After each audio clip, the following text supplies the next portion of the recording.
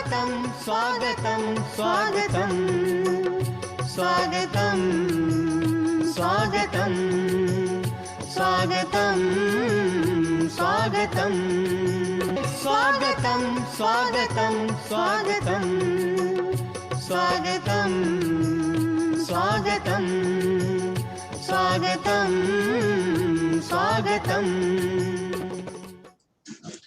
ओम शांति शांति। Welcome. बहुत खुशी का दिन है कि पिछले कुछ महीनों से जिनको हम बुला रहे थे, जिन्हें हम बुला रहे देखो देखो वो आ गए।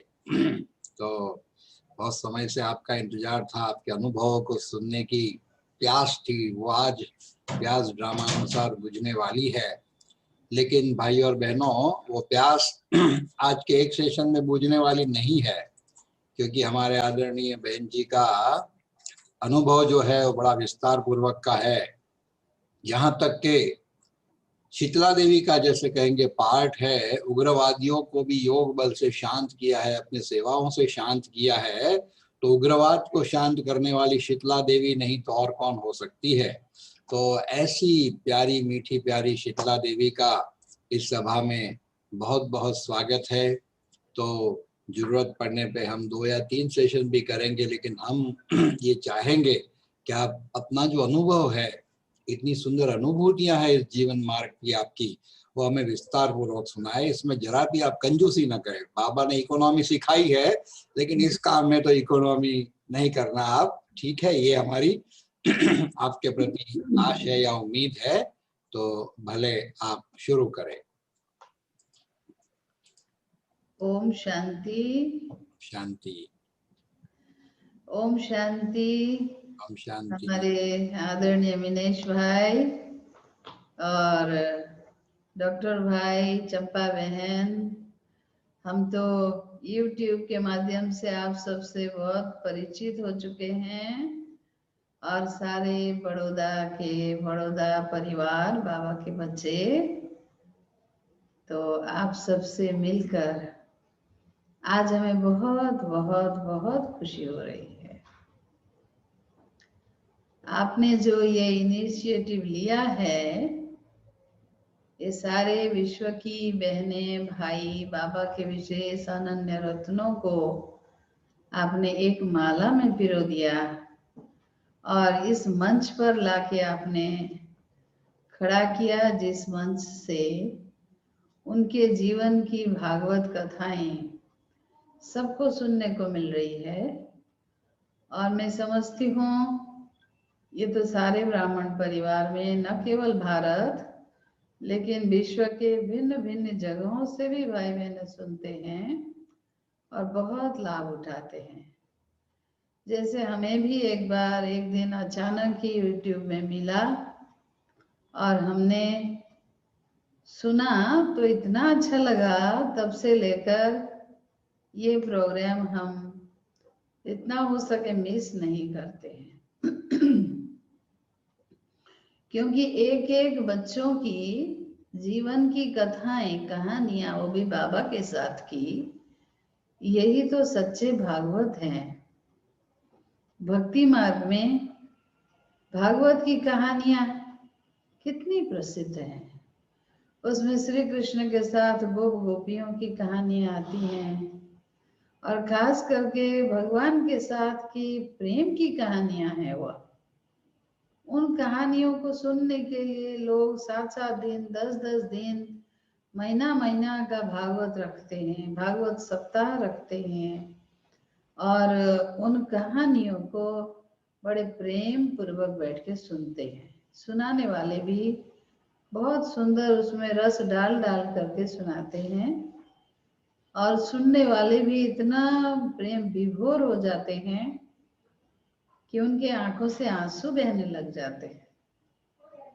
तो मैं कई बार सोचती हूँ, उसमें तो सुनाने वाला भी कोई थर्ड पर्सन है, सुनने वाले भी थर्ड पर्सन है, और यहाँ अपनी जो कहानियां हैं, यहाँ कोई थर्ड पर्सन नहीं। वो गोपिका मैं हूँ, वो गोप मैं हूँ, और मेरा गोपी वल्लभ वो बाबा है। मेरे साथ के उस गोपी वल्लभ शिव बाबा की वास्तव में सच्ची प्रेम कहानी है।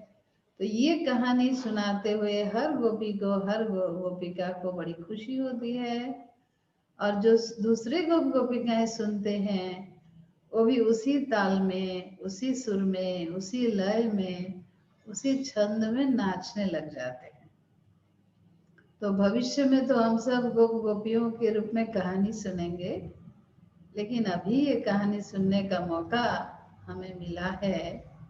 हमें तो सुनाते हुए से भी, सुनते हुए बड़ा मजा आ रहा था, लेकिन बाबा ने चाहा हम भी सुनाएं।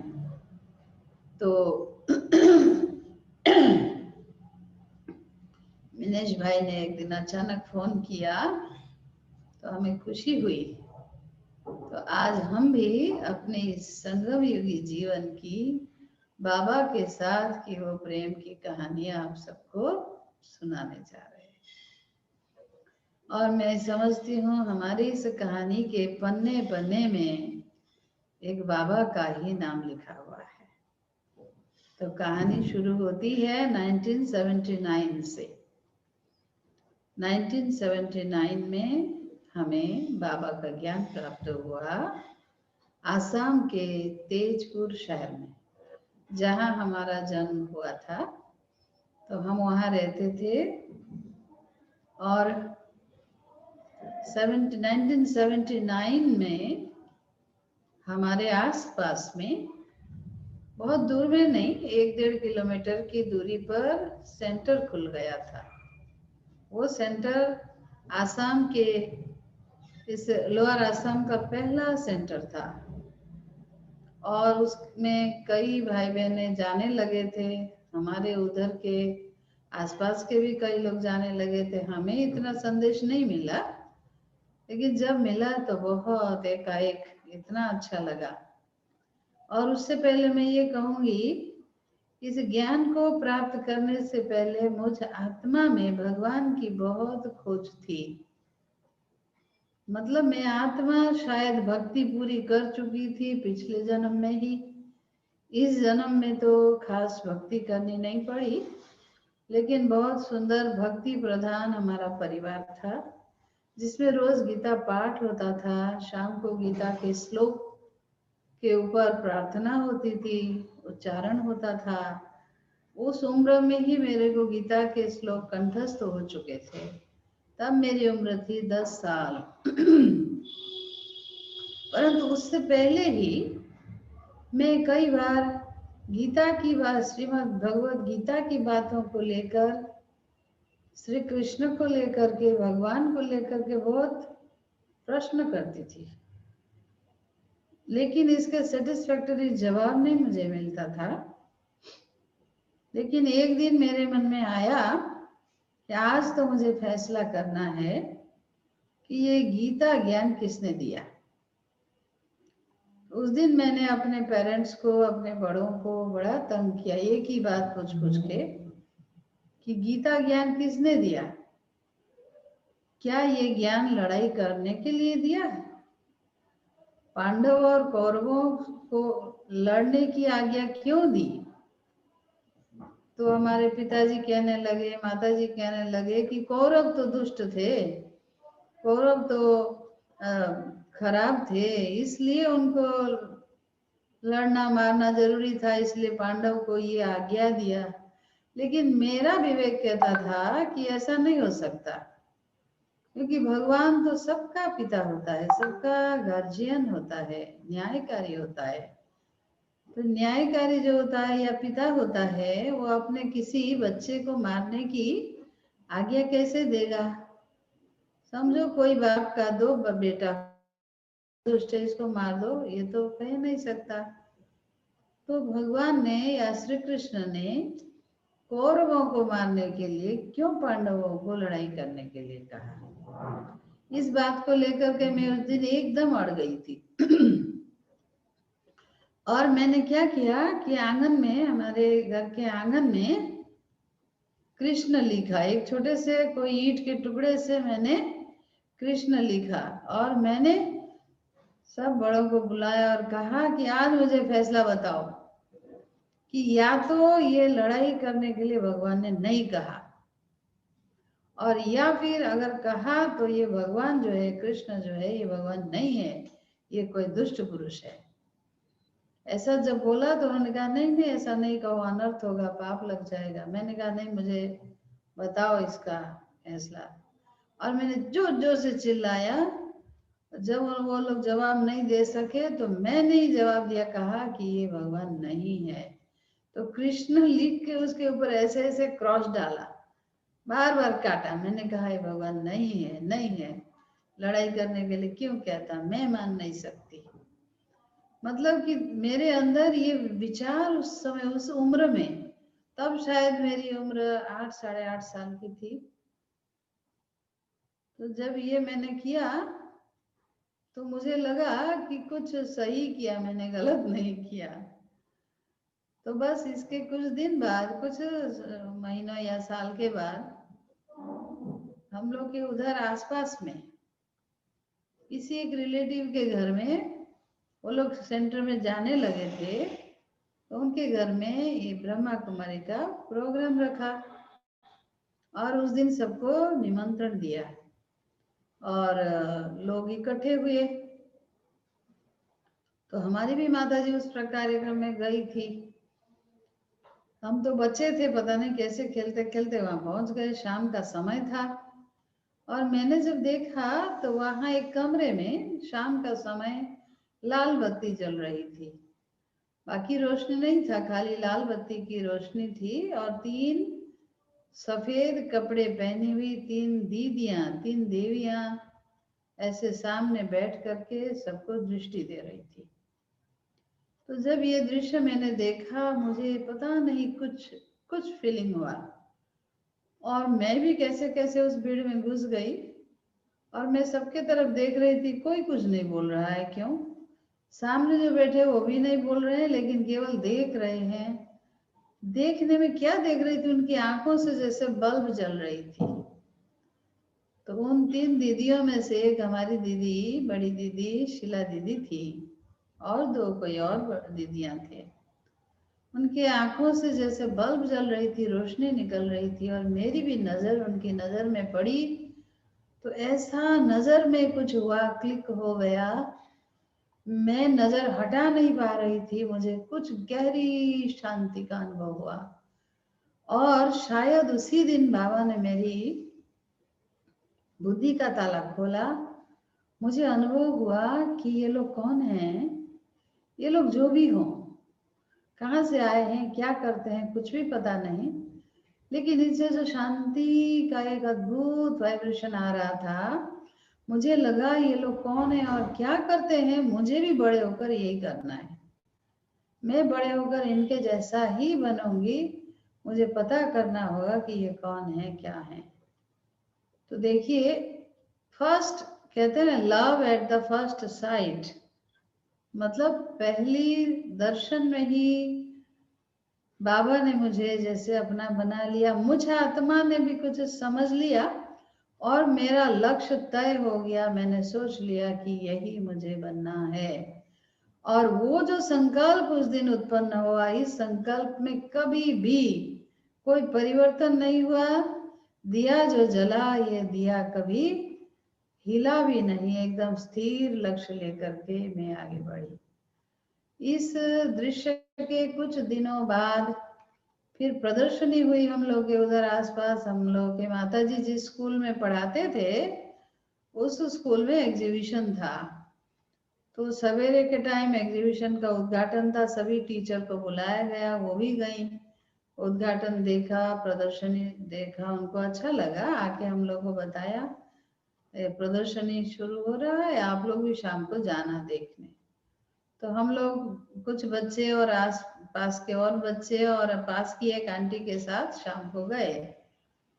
प्रदर्शनी जब देखा तो कोई खास अट्रैक्टिव कुछ भी था नहीं, केवल चित्र टंगे हुए थे और समझाने वाले भी कोई अट्रैक्टिव थे नहीं, कोई बूढ़े बूढ़े सब समझा रहे थे।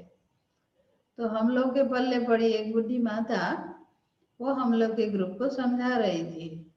वो जो समझा रही थी, मेरा इतना अटेंशन भी नहीं गया, इतना अच्छा भी नहीं लग रहा था, समझ में भी नहीं आ रहा था। लेकिन उन दिनों काफी चित्र लगाते थे प्रदर्शनी में।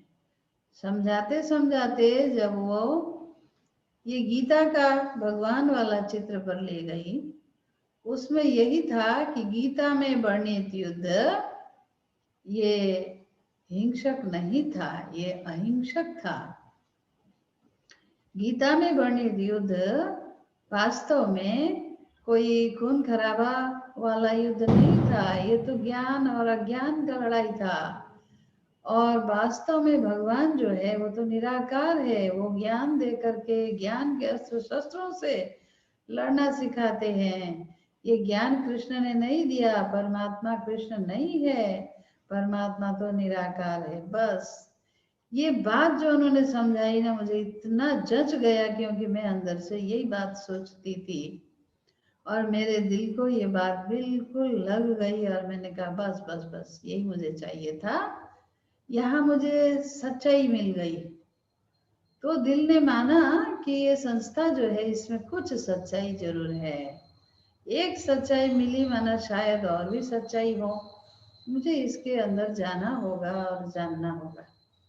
तो बस ऐसे चल रहा था। तब मैं क्लास 6 में पढ़ती थी और कुछ दिनों बाद वहाँ कोर्स हुआ।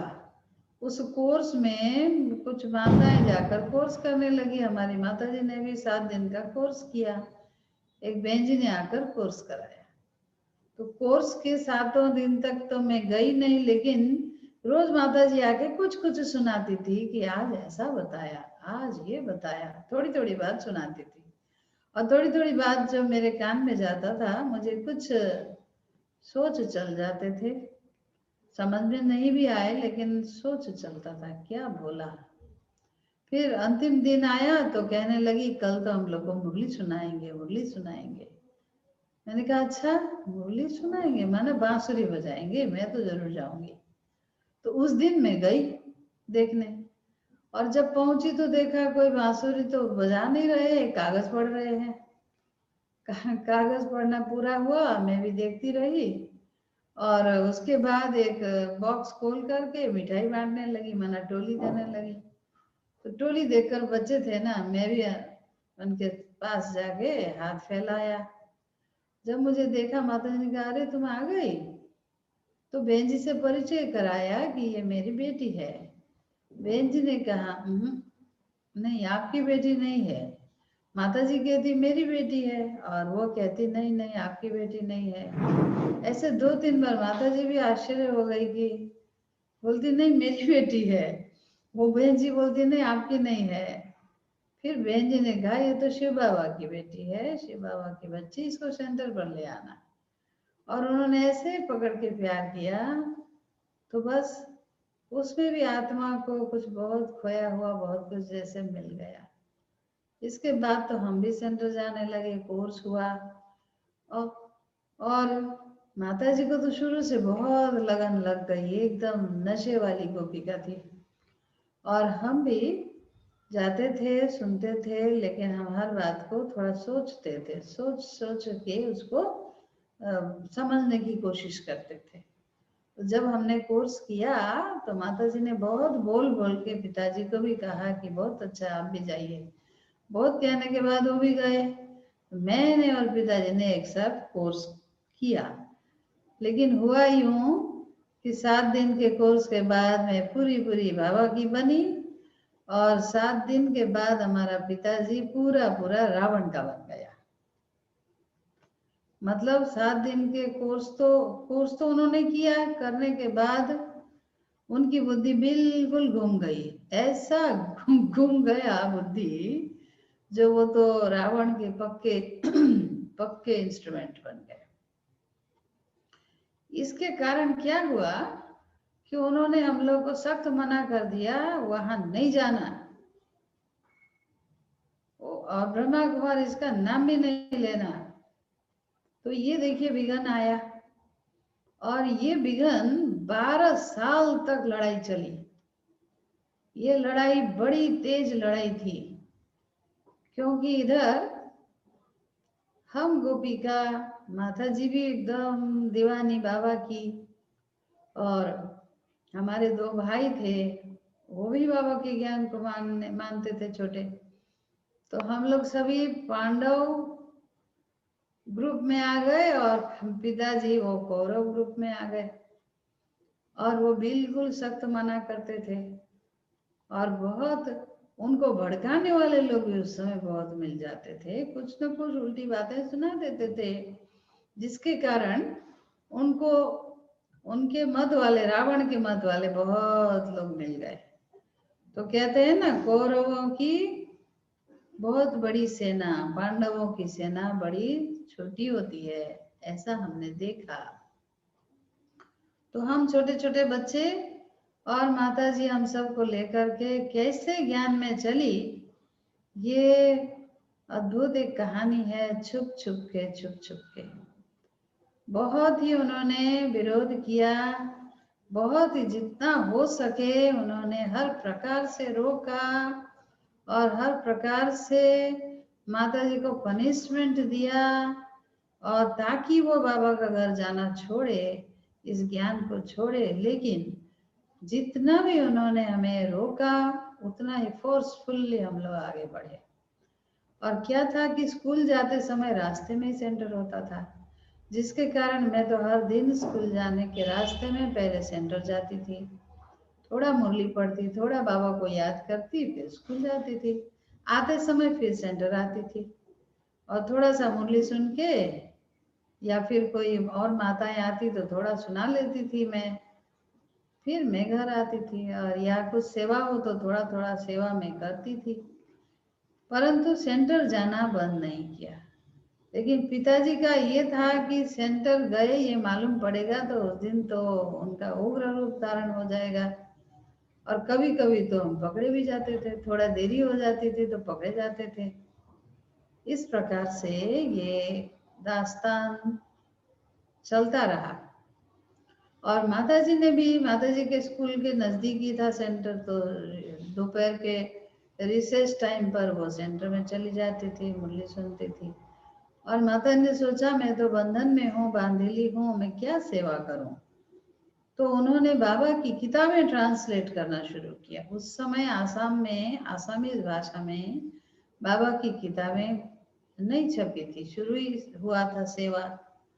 तो उन्होंने बाबा की किताबें बैठ बैठ के ट्रांसलेशन किया, और वो किताबें आज भी चल रही हैं। बहुत बड़ी सेवा हुई थी उस समय।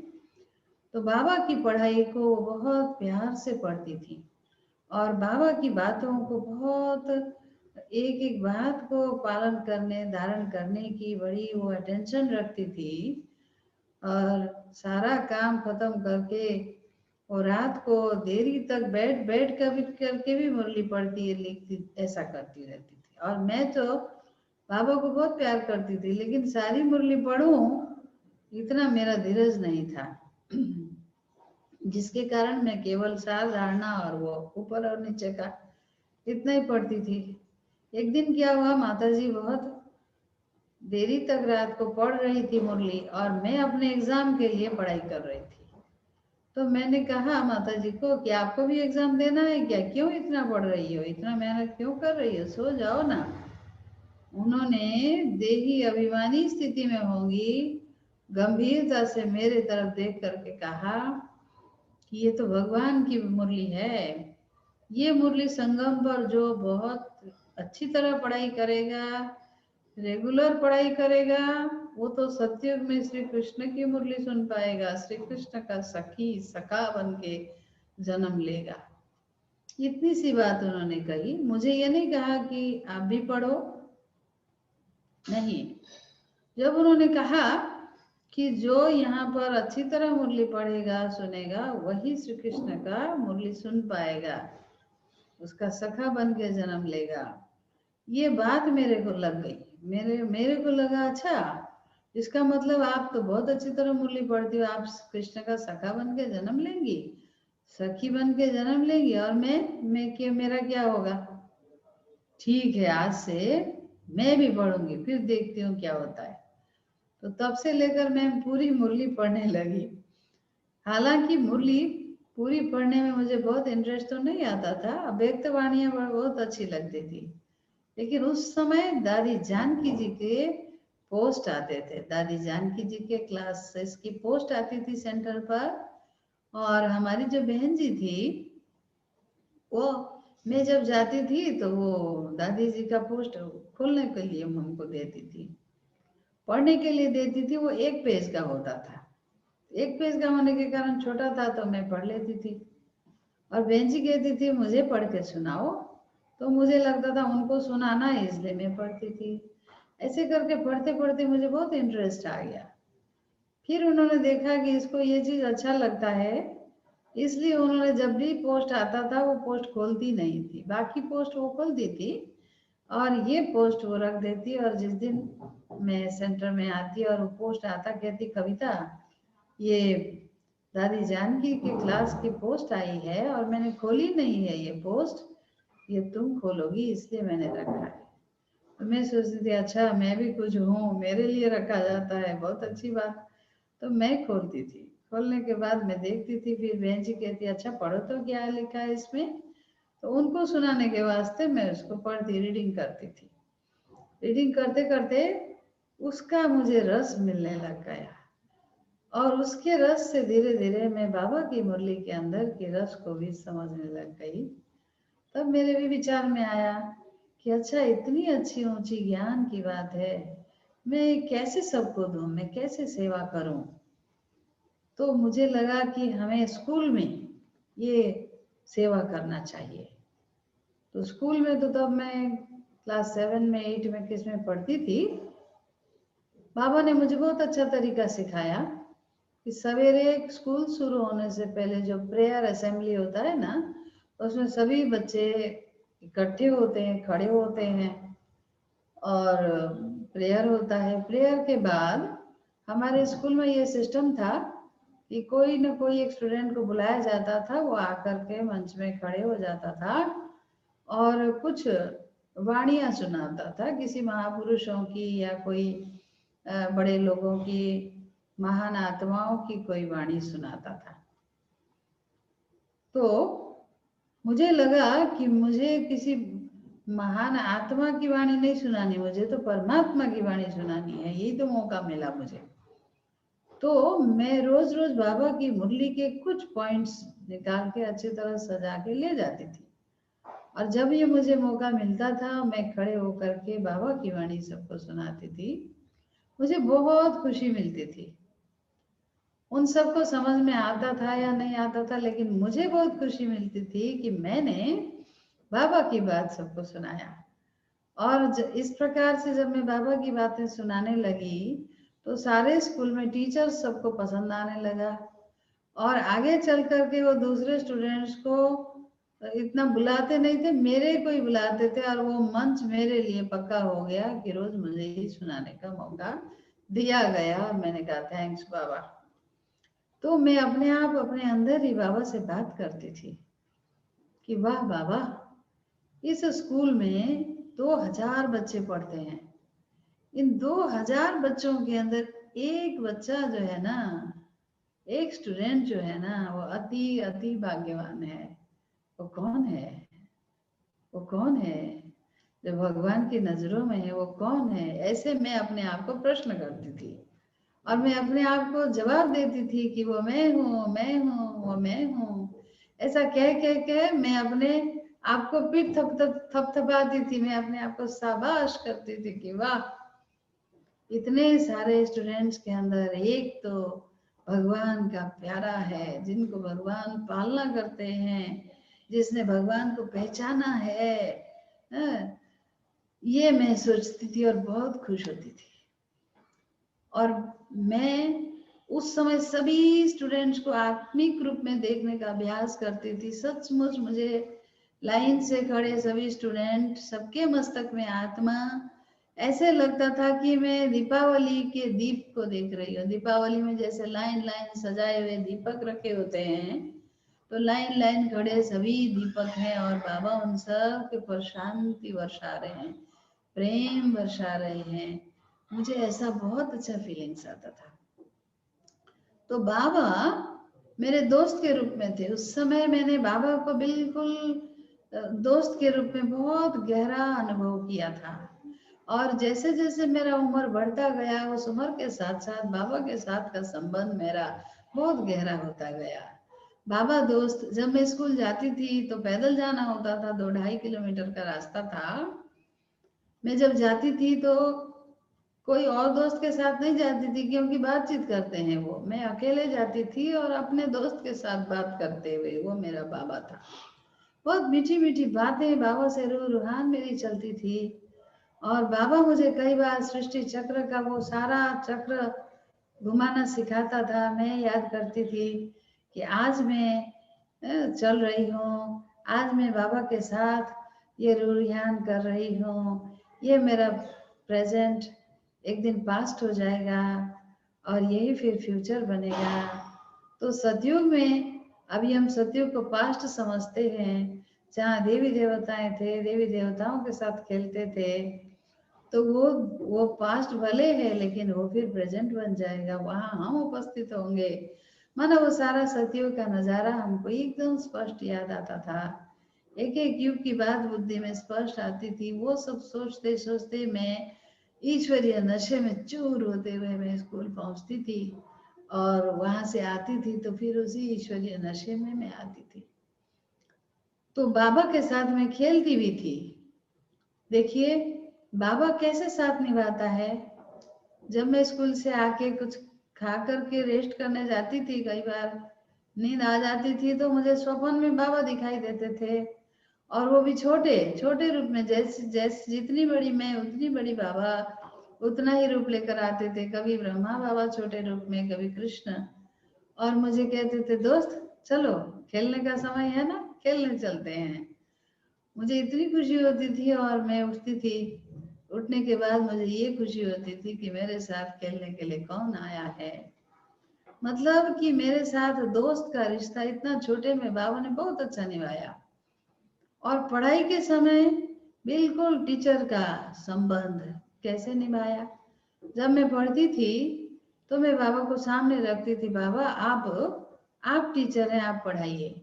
आप रूहानी पढ़ाई तो पढ़ाते हैं, लेकिन क्या ये स्थूल पढ़ाई आपको पढ़ाना नहीं आता? आपको आता है, आप पढ़ाइए। तो मैं किसी ट्यूशन टीचर के पास नहीं पढ़ने जाती थी, और मैं अपने बाबा को बुलाती थी। जो थोड़ी हार्ड लगती थी, जो कोई सब्जेक्ट या कोई बातें कठिन होती थी, तो मैं बाबा को बुलाती थी, बाबा आज ये लेसन मुझे पढ़ा दो, ये समझा दो। और मैं ऐसे फील करती थी जैसे कि पढ़ाई के टेबल के इस पार में बैठी हूँ, उस पार में बाबा बैठे हैं। मतलब उस तरफ बाबा, जैसे टीचर बैठ के पढ़ाता है तो टेबल में इस तरफ टीचर, इस तरफ स्टूडेंट। तो मैं एकदम बिल्कुल खूबहू बाबा को ऐसे अनुभव करती थी कि बाबा टीचर बन के बैठे हैं। और मैं बाबा को कहती थी किताब खोल के कि बाबा ये लेसन समझ में नहीं आ रहा, आप समझा दीजिए।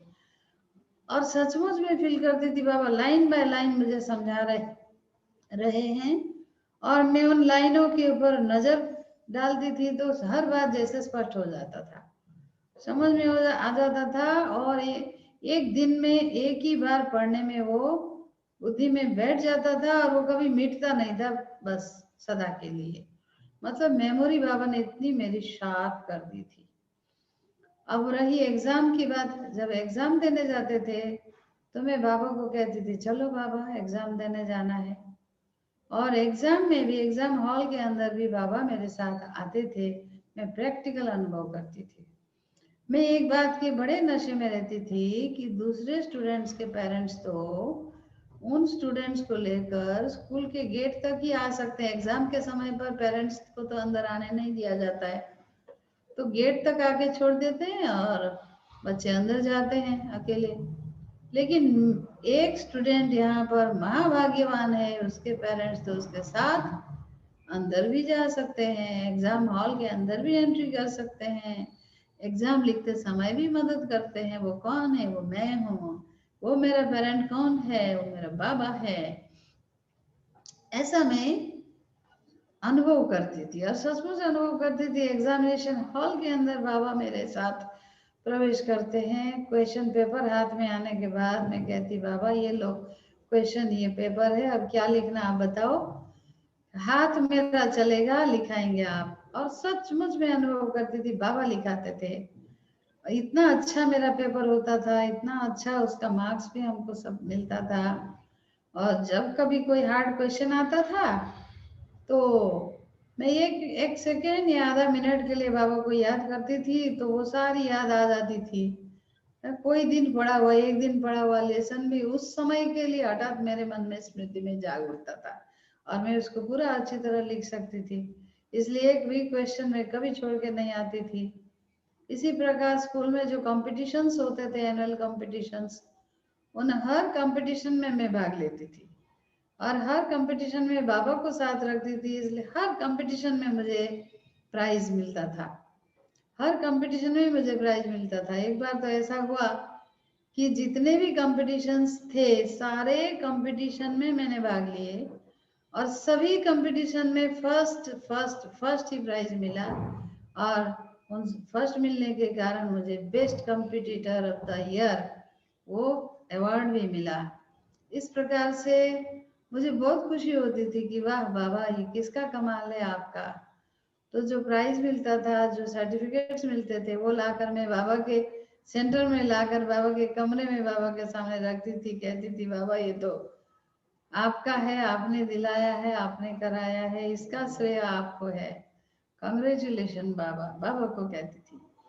इस प्रकार बाबा के साथ हमारा बहुत अच्छा एक रिलेशन होता था और बाबा को मैं दोस्त रूप में बहुत ज्यादा फील करती थी, जिसके कारण दूसरे और दोस्त साथी मेरे खास नहीं होते थे, लेकिन बाबा मुझे बहुत अच्छा अनुभव कराता था। जब मैं पढ़ाई करती थी, पढ़ते पढ़ते कभी दिमाग थक जाता है तो मैं बाहर निकलती थी, चांद को देखती थी और नीचे बगीचे में गुलाब था, गुलाब को देखकर कहती थी कि ये कितना सुंदर खिला हुआ गुलाब है, मैं भी तो भगवान के बगीचे का गुलाब हूँ। मुझे देख करके बाबा कितना खुश होता है। ऊपर चांद को देख करके मैं बहुत खुश होती थी और बस मैं ऊपर चली जाती थी, मुझे वतन का अनुभव होता था। और शुरू की एक बात बताती हूँ। शुरू में जब मैं ज्ञान में आई, उसी साल जन्माष्टमी जब हुआ था तो मुझे श्री कृष्ण बनाया था, सेंटर में सजाया था, झांकी में बिठाया था। तो मुझे उस दिन बहुत अच्छा अनुभव हुआ। सचमुच मैं श्री कृष्ण की दुनिया में जा रही हूँ, मैं भी श्री कृष्ण बन रही हूँ। श्री कृष्ण जन्माष्टमी के 6वें दिन में स्कूल से आई, आते समय सेंटर में आई तो बहन जी ने कहा आज तो भोग है, आज क्या है, तो कहा आज तो छठा है, श्री कृष्ण जन्माष्टमी का 6ठा दिन है। 6ठा दिन में तो भाग्य लिखते हैं भगवान, शाम को भोग होगा, प्रोग्राम होगा, तुम आना। तो मैं शाम को गई सेंटर पर और वहां पर बहुत अच्छा योग चल रहा था। उस योग में जो मैं बैठी, उस दिन मेरी बाबा ने बुद्धि की डोर खींच ली और मैं वतन में चली गई। तो उस समय हमारे भी घर से लोग आए थे, लेकिन सारा क्लास पूरा हुआ, भोग पूरा हुआ, सारे भाई बहने चले गए, मैं अकेली रह गई क्योंकि मैं तो शुद्ध बुद्ध भूली हुई थी, माना मैं ऊपर में थी। तो सबने देखा इसको शायद कुछ वतन का, कुछ ट्रांस का अनुभव हो रहा होगा, शायद मुझे बुलाया लेकिन मैंने सुना नहीं। काफी घंटों बाद जब मैं नीचे आई तो मैंने देखा यहाँ तो कोई नहीं, क्लास तो खाली हो चुका है, मैं अकेली बैठी हुई हूँ। लेकिन मैं इतनी अच्छी एक दुनिया में गई थी, मुझे क्यों बुला लाया, किसने बुला लाया, और मुझे पता नहीं कैसा अनुभव हो रहा था। उस दिन बाबा ने मुझे क्या अनुभव कराया, एक बहुत बड़ा समंदर को ऐसा दिखाया और उस समंदर के बीच में एक नाव दिखाया। उस नाव में ब्रह्मा बाबा बैठे थे और मैं बैठी थी। बाबा उस नाव को चला रहे थे और लेके जा रहे थे और ऐसा रात का जैसा सीनरी था, ऊपर में चांद था, चांद की रोशनी एकदम चांद से भी ज्यादा उजाला, वो उजाला बाबा के ऊपर और मेरे ऊपर पड़ रहा था और बाबा मुझे अनुभव करा रहे थे, मैं तुमको ले जा रहा हूँ, इस पुरानी दुनिया से मैं बहुत दूर ले जा रहा हूँ, मैं अपनी दुनिया में ले जा रहा हूँ, तुम्हारे द्वारा मुझे बहुत काम कराना है। मुझे इतना अच्छा लगा। सचमुच बाबा ने उस दिन छठी के दिन में मेरा भाग्य लिखा, और मेरे भी अंदर में नशा था कि मैं बड़ी हो करके बाबा का काम करूंगी। और मैं बीच बीच में बहन जी को कहती थी कि बहन जी मुझे रख लो सेंटर में, अब मैं बाबा की सेवा करूंगी, पढ़ाई वढ़ाई नहीं पढ़ना। बहन जी कहती थी नहीं नहीं अभी छोटी हो, थोड़ी बड़ी होना होगा। फिर मैट्रिक के बाद मैंने कहा अब तो मैं बड़ी हो गई, रख लो सेंटर पर। कहा नहीं बच्चे अभी थोड़ा और पढ़ लो। तो इस प्रकार से मैं एकदम बाबा के घर में रहने के लिए, बाबा की सेवा में आने के लिए जैसे बेताब थी। लेकिन घर में पिताजी ने इतना धूम मचा रखा था कि ब्रह्मा कुमारी का नाम भी नहीं सुनना, छाया भी नहीं देखना, और उन्होंने बिल्कुल बातचीत करना बंद कर दिया माता जी से भी, मेरे से भी। जब मेरे में ज्यादा नशा चढ़ता हुआ देखा, बातचीत करना भी बंद कर दिया, और माता जी को सख्त कह दिया। खुद तो साधु बन ही गई और इन बच्चों को भी साधु बना रही हूँ, खबरदार बच्चों को नहीं ले जा सकते। तो माता जी हम लोग को कहती थी कि भाई आप लोग मत जाओ, आप पिताजी की बात सुनो, मैं तो मानने वाली नहीं हूँ। तो इस प्रकार विरोध के बीच में भी हम ज्ञान में चलते रहे, और विरोध ऐसा तक पहुंचा कि मुरली अगर हमारे हाथ में देखते थे तो उनको बहुत चिढ़ होता था। इसलिए माता जी ने मुरली को छुपाने के लिए कहा, जहां भी वो देख लेते तो चावल के ड्राम में मुरली छुपाने लगी। चावल के ड्राम के अंदर मुरली छुपा के रखती थी, क्योंकि उनको ये था कि ये मुरली देखने से उनको लगता था कि हम लोग कहते थे नहीं जाते, हम लोग नहीं जाते, आजकल सेंटर में नहीं जाते, लेकिन जाते तो ठीक थे। तो मुरली देखने से लगता था कि ये लोग जाते हैं सेंटर में, और उनको लगता था ये जो कागज है ये पढ़ने से इनकी बुद्धि खराब हुई है, इसलिए उस मुरली को फाड़ने के लिए वो कोशिश करते थे। और ब्रह्मा बाबा को खूब गालियां देते थे। हमारे घर में एक त्रिमूर्ति का चित्र लगाया था, ब्रह्मा विष्णु शंकर का। एक दिन देखा चुपके से उन्होंने ब्रह्मा का फोटो फाड़ दिया, विष्णु और शंकर का तो फाड़ने में डर लगा होगा, ब्रह्मा का फाड़ के बोला कि होशियार, खबरदार हमारे घर में इस बुड्ढे को प्रवेश होने नहीं देंगे। तो इस प्रकार ये बंधन चलता रहा। इस बीच में माता जी एक बार भाग करके मधुबन चली गई, और हम लोग तो छोटे ही थे।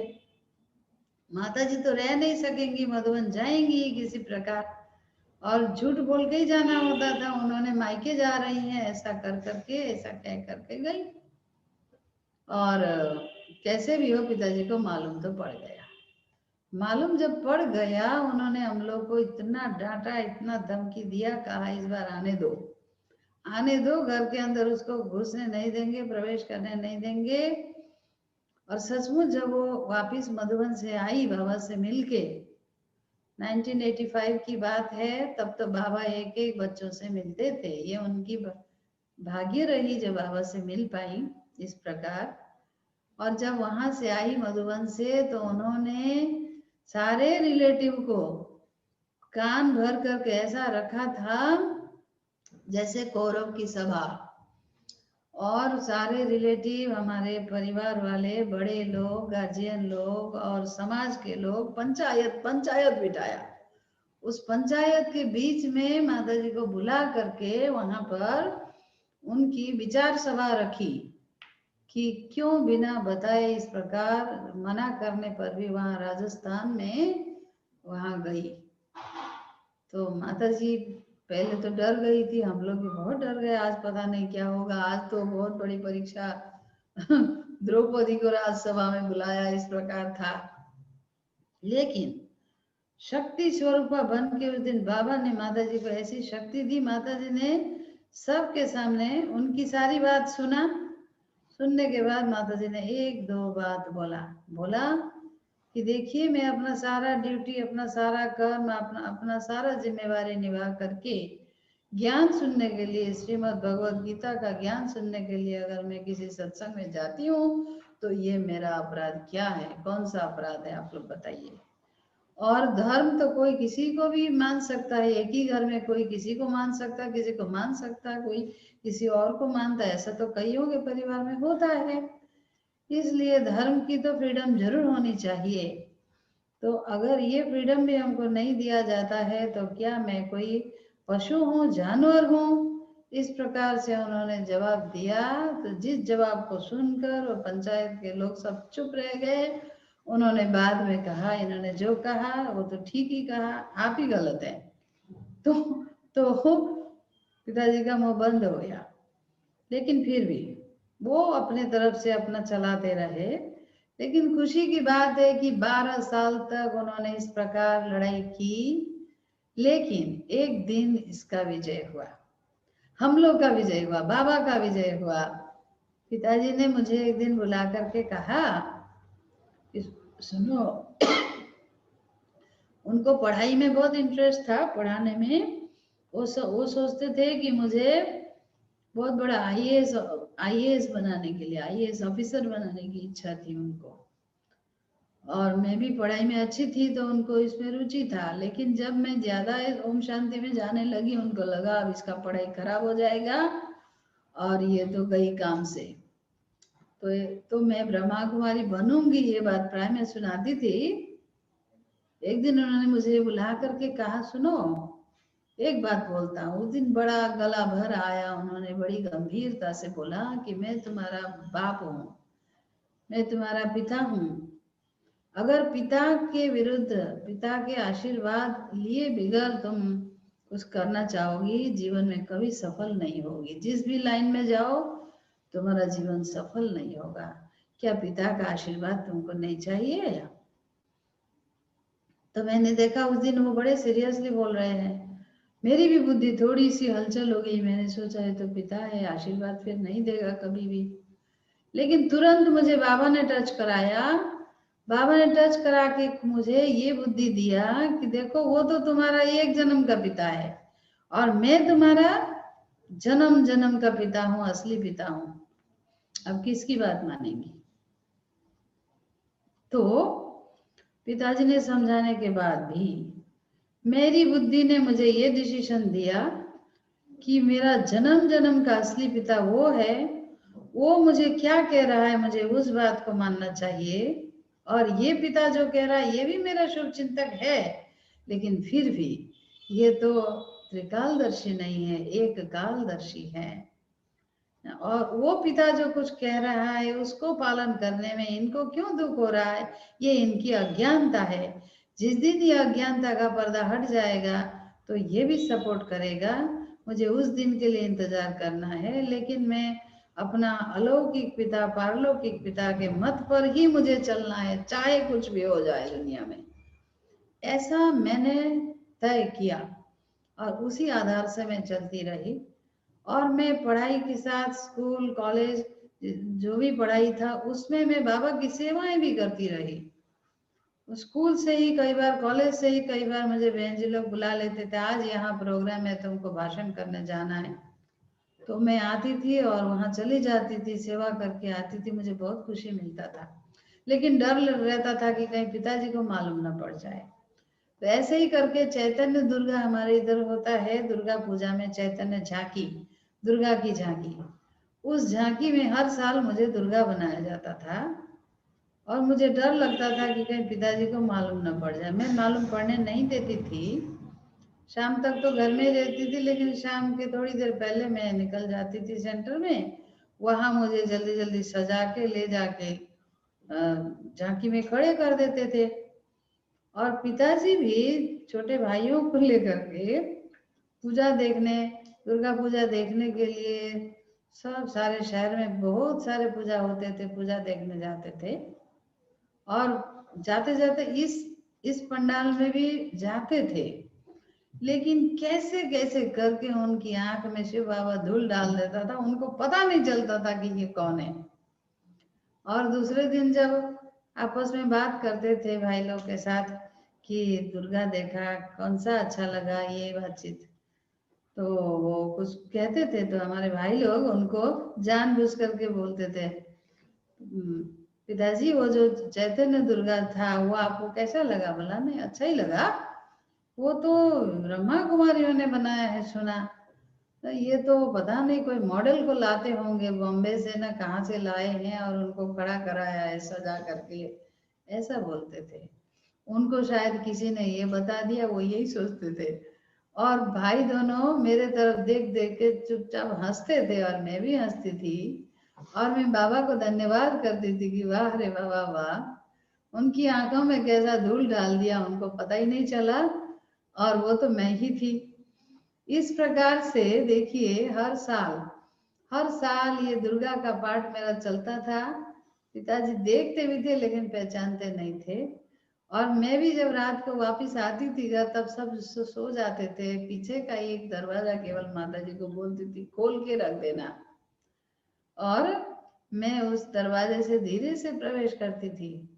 और सो जाने के बाद सवेरे उठ के जल्दी जल्दी सारे मुंह का पेंट जो है ना, बहुत घस घस के ऐसा धोती थी ताकि कुछ भी मालूम न पड़े उनको। तो इस प्रकार मैंने देखा बंधन के बीच में भी बाबा अपना कार्य कराता है, मदद करता है। हम बस बाबा के ऊपर एक बल एक भरोसा होकर के चलते रहें। ऐसे करते करते मैंने तो अपना लक्ष्य तय कर ही लिया था, मुझे ब्रह्मा कुमारी बनना ही है। अब मेरा बीएससी फाइनल कंप्लीट होने वाला था। तब मैंने संकल्प लिया कि मुझे अब देरी नहीं करनी है, मुझे यहाँ से निकल जाना है। लेकिन यहाँ के सेंटर में जाके रहेंगे, नजदीक के सेंटर में, तो कैसे भी करके मुझे बुला लेंगे, मुझे रहने नहीं देंगे। तो इसलिए मैंने सोचा मुझे दूर के सेंटर में, गुवाहाटी में जो बड़ा सेंटर है वहाँ जाना है। वहाँ होगा तो उनका इतना बल नहीं चलेगा, वो हमारे वहाँ से 5 घंटा दूरी में था। तो एग्जाम चलते चलते मैंने अपना सारा तैयारी कर लिया, बैग में कपड़े वपड़े एग्जाम के बीच में डाल लिया, छोटे छोटे बैग, धीरे धीरे पास करना शुरू किया। मेरे से छोटा जो भाई है ज्योति, वो भी बाबा का पक्का बच्चा है, अभी मधुबन में ग्लोबल हॉस्पिटल में डॉक्टर है। वो मुझे बहुत मदद करता था। वो मेरे ये बैग जो है धीरे धीरे घर से पास करके ले जाके सेंटर में पहुंचा देता था। और मैंने तो सोच लिया था कि अब मुझे निकलना है। इतने में मैंने देखा कि ज्ञानामृत में एक लेख आया था, रमेश भाई जी का लिखा हुआ। उसमें उन्होंने एक कहानी लिखी थी तोता का, भविष्य दृष्टा तोता होता है। वो तोता कह रहा था कि ये बंदर और बंदरी अभी अगर जंप लगा ले तो ये देवी देवता बन जाएंगे। तो ये सुनकर बंदरी ने जंप लगाया, उसी क्षण वो देवी बन गई। बंदर ने देरी किया, उसके बाद जंप लगाया तो वो तो देवता नहीं बना, उसके हाथ पांव टूट गए। तो मुझे लगा कि समय पर जंप लगाना सही रहेगा, इसलिए मेरा आज कल एग्जाम खत्म होने वाला है, परसों ही मुझे भाग जाना है। तो ये प्लान अंदर से बना, एक दिन मुझे देरी नहीं करना है। और मेरा बीच बीच में रेडियो स्टेशन में टॉक आता था। टॉक करने के लिए मुझे एक उस समय आता था रेडियो स्टेशन का इनविटेशन, तो वो माता जी का आता था बीच बीच में टॉक करने का, तो मेरा भी शुरू हुआ था। और मैंने पिताजी के कान में डाल रखा कि मुझे रेडियो स्टेशन में टॉक देने जाना है। वो स्टेशन गुवाहाटी में था। तो एग्जाम के बाद खत्म हुआ और कल मैं वहां से भाग निकली। वो था 31 मई का दिन। वो मेरे जीवन का बहुत बड़ा दिन था, बहुत अच्छा दिन था, जो मैं रावण की जेल से निकली और बाबा की गोद में पहुंची। मैं गुवाहाटी पहुंची, और जब मैं गई, जाते जाते मैंने अंदर ही अंदर सोच लिया कि बस अब इस पुरानी दुनिया को टाटा दे के जा रही हूँ, मैं कभी फिर ये रास्ता मुड़ के नहीं देखने वाली हूँ। मैं गई, अब मैं बाबा की बन गई, मेरा नया जन्म। ऐसा खुशी लेकर मैं वहां गुवाहाटी में पहुंच गई। और वहां पहुंचने के बाद वहां रहने के लिए भी बहुत नाटक करना पड़ा मुझे। नाटक ये करना पड़ा, मुझे पढ़ाई कंटिन्यू करना पड़ा। पढ़ाई के कारण किसी बहाने से वहां मुझे सेंटर में रहने का परमिशन पिताजी ने दिया, बाबा ने भी मदद किया। तो मैं पढ़ाई कर 2 साल तक मैंने सेंटर में रह के पढ़ाई किया। और हमारी बहन जी ने, बड़ी बहन जी शीला दीदी ने हमको बहुत बहुत मदद किया। और मैं पढ़ाई करने जाती थी, लेकिन मैं सेंटर में ब्रह्मा कुमारी जीवन की ट्रेनिंग भी ले रही थी। और मुझे बहुत खुशी होती थी कि मैं अब बाबा की पूरी बन चुकी हूँ। हाँ, बाबा की ही सेवा करना है। बाबा का ही कार्य करना है।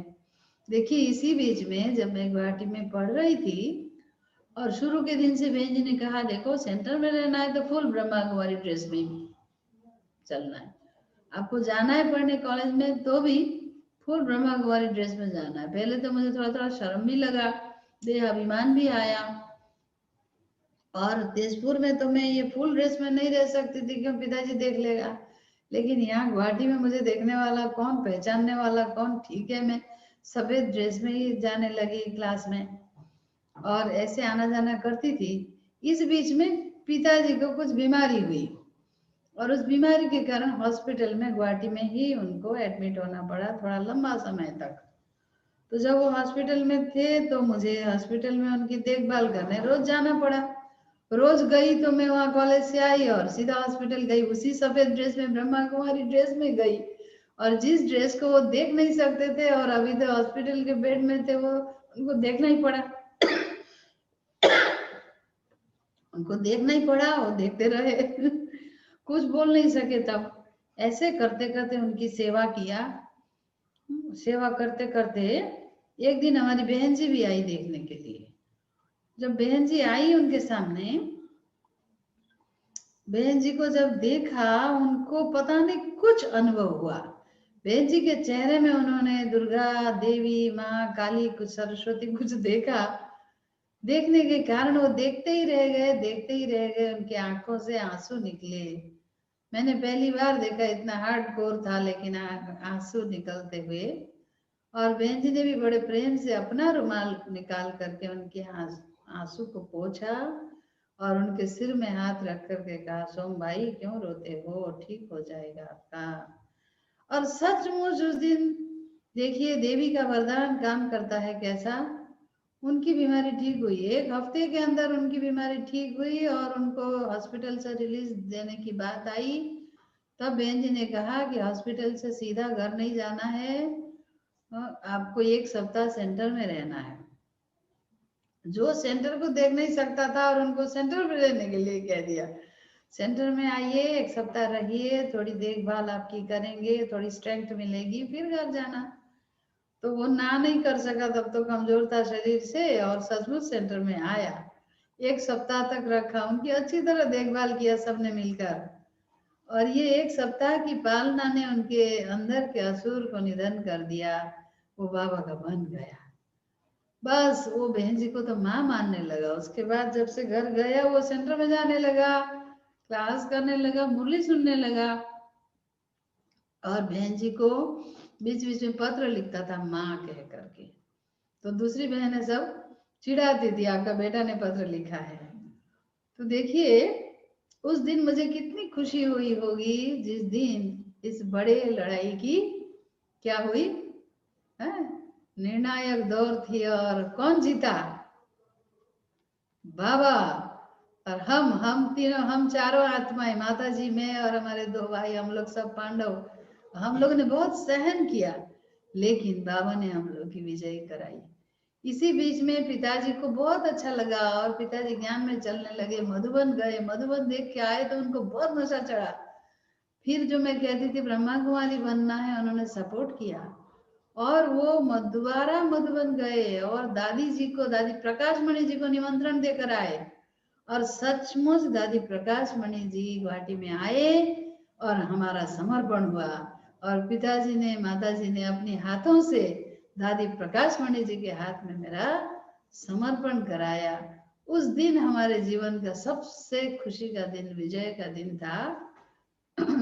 एक भगवान का हाथ पकड़ के रखने से किस प्रकार विजय होती है। तो जो सारे रिलेटिव थे सभी निंदा करते थे हम लोग को, सभी लोग विरोधी बन गए थे, सब उनके तरफ थे, लेकिन उन्होंने क्या किया कि अभी हर एक के घर घर में जा करके जितना उल्टा सुनाया था उसको फिर सुलटा करके सबके पास जा जा करके सुनाया। और मैं तो तब सेंटर में ब्रह्मा कुमारी बन ही गई थी, मेरा भाई भी तब ऑलरेडी मधुबन में बाबा की सेवा में वो वहां चला गया था, ग्लोबल हॉस्पिटल में, ज्योति भी। तब उन्होंने हर एक को कहा कि मेरा बेटी ने जो किया, मेरा बेटा ने जो किया, मेरे घर वालों ने जो किया उसके लिए मैं गर्व फील करता हूँ। तो देखिए, जिस मुख से डिस सर्विस की थी उस मुख से उन्होंने फिर सर्विस भी की। और मजे की बात तो ये थी कि जब उन्होंने शरीर छोड़ा, माता जी तो थी ही पहले से गोपी का दीवानी।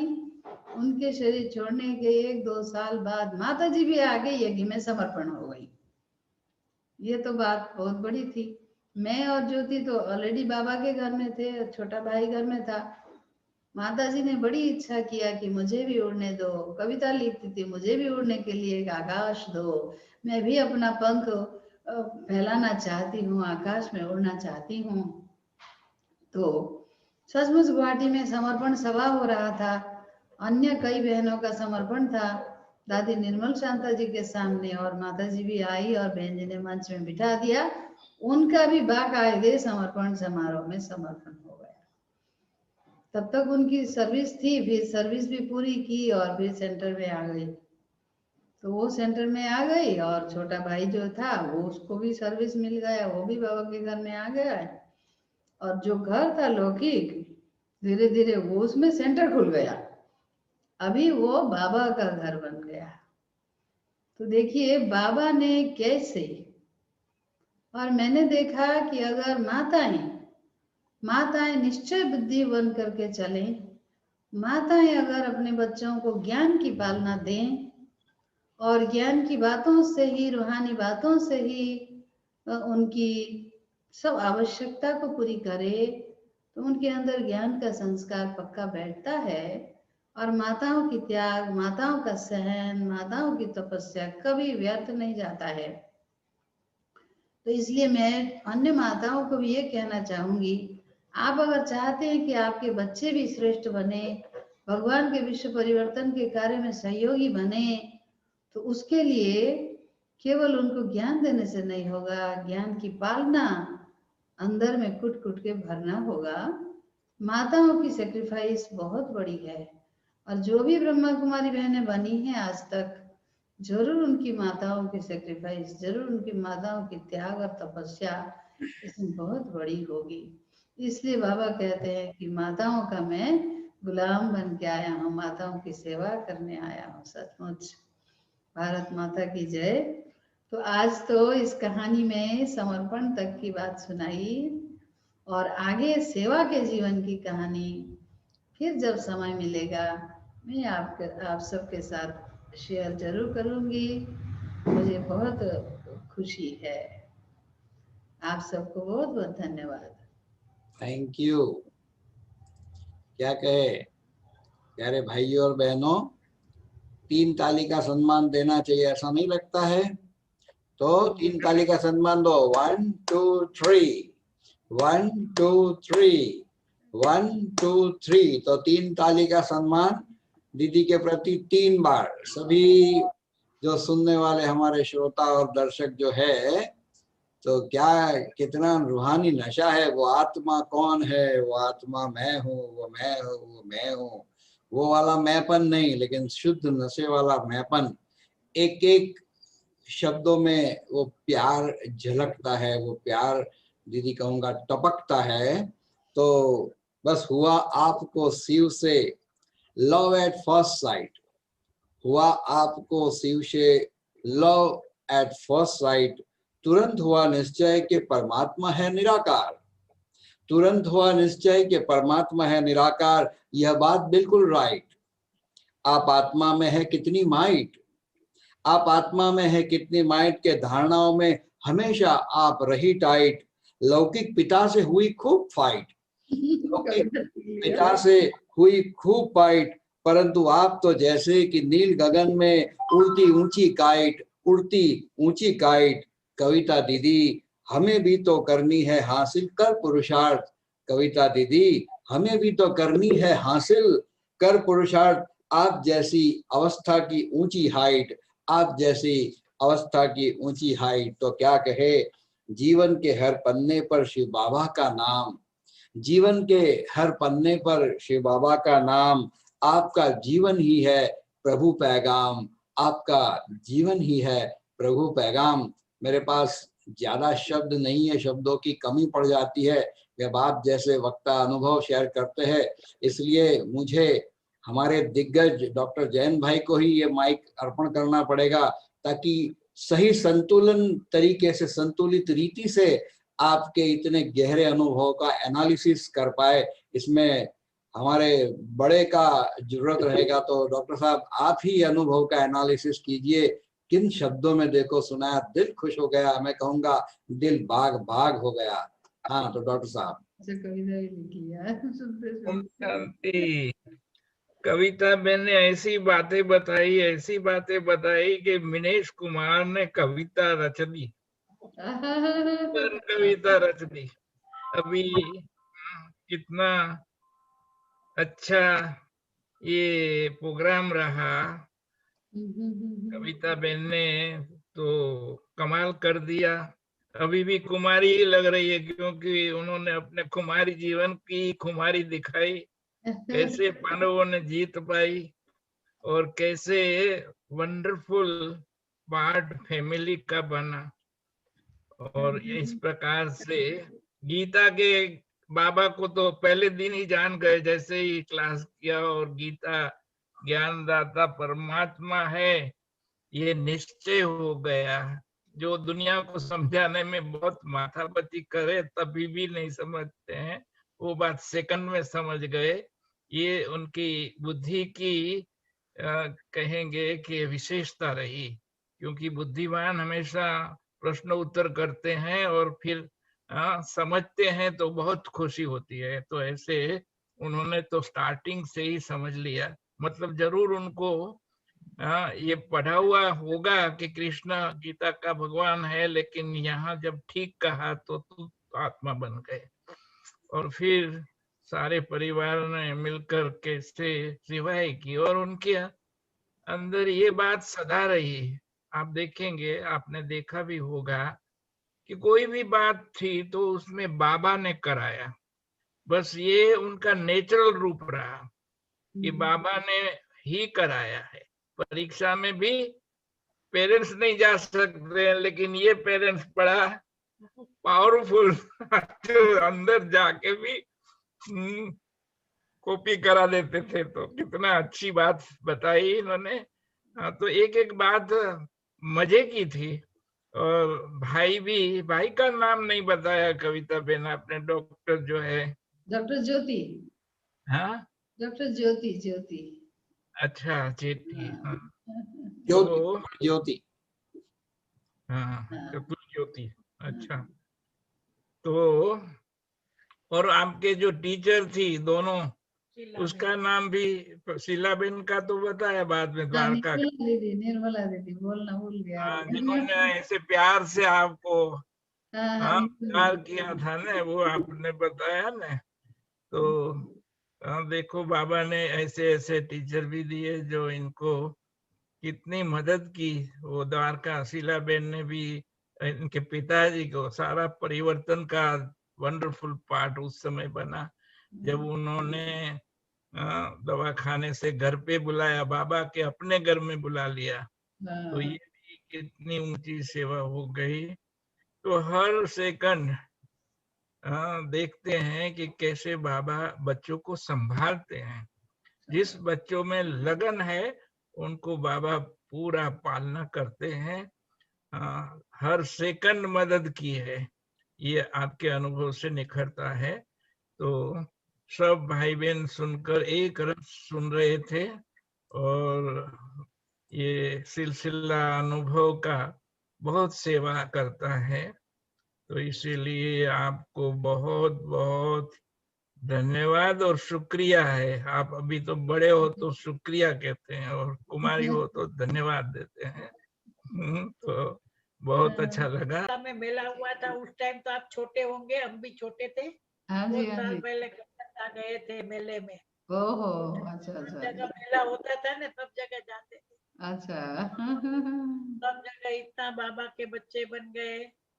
और आपका जो बाबा कहते हैं ना, कुमारियों ने भीष्म पितामह को बाण मारा, ठीक तो आपकी ही बात यादगार है।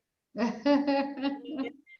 देखो, मतलब आपके निश्चय से आपके और माता जी के निश्चय से पिताजी भी कैसे बाबा के बच्चे बन गए और सारा परिवार सरेंडर हुए। वो तो किसी किसी का भाग्यशाली का होता है सारा परिवार सरेंडर। तो ये भी एक बहुत आपका क्या कहते हैं, आप बहुत बहुत सौभाग्यशाली हो और बाबा के यज्ञ में सारा परिवार अच्छा पाठ बजा रहे हैं, तो बहुत बहुत खुशी हुई। बाबा की मेहरबानी है, बाबा की कृपा दृष्टि है और आप सबने भी हमें मौका दिया, इसके लिए बहुत बहुत धन्यवाद है, बहुत धन्यवाद है। अभी तो डॉक्टर साहब ये तो और सेशन होंगे, ये तो अभी शुरुआत हुई है, फिर सेवाएं, और उसमें भी उग्रवादियों की सेवाएं हुई है, उग्रवाद को शांत करने की शीतला देवी है आप। तो अभी फरवरी में दूसरा टर्न लगेगा कविता बहन जी, क्योंकि जनवरी पूरा पैक है, डेट नहीं दे पाएंगे, तो फरवरी फर्स्ट वीक शायद डेट अलॉट कर पाएंगे। तो उस वक्त हम आपका दूसरा सेशन रखेंगे और उसमें और ये अनुभव की गाथा आगे बढ़ेगी और सबको बहुत प्रेरणाएं इसके द्वारा मिलेगी, खासकर जो कुमारियां हैं। और आपको बताते हुए मुझे खुशी होती है कि इस सभा में एक छोटी कुमारी है, शायद आपने अनुभव सुना हो, तो 15-16 साल की कुमारी है महाराष्ट्र से, वो भी सुन रही है, व्यूज भी बहुत आए हैं। तो ऐसी जो कुमारियां हैं बाबा के ज्ञान में, आपका अनुभव जो है वो निश्चित रूप से उनको, उनके लिए बहुत प्रेरणादायी और उमंग उत्साह निश्चय बढ़ाने वाला है। तो हम फिर से आपको अभी से ही आपका आह्वान करते हैं, एडवांस में आपका स्वागत कर देते हैं। Thank you ji. ओके, तो 2 मिनट बाबा की याद में बैठते हैं और फिर पूरा करेंगे। ओके, आप सभी को दृष्टि दीजिए, ठीक है डॉक्टर साहब, पूरा करें। हाँ, चलिए।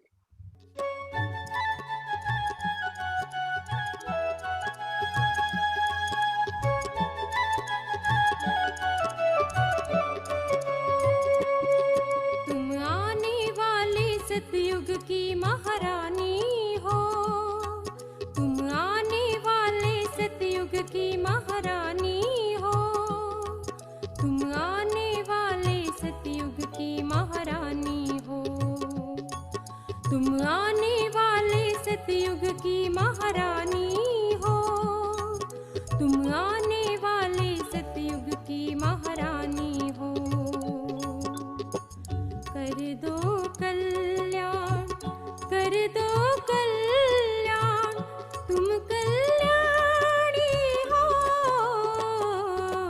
तुम आने वाले सतयुग की महारानी हो, तुम आने वाले सतयुग की महारानी हो, तुम आने वाले सतयुग की महारानी हो, तुम आने वाले सतयुग की महारानी।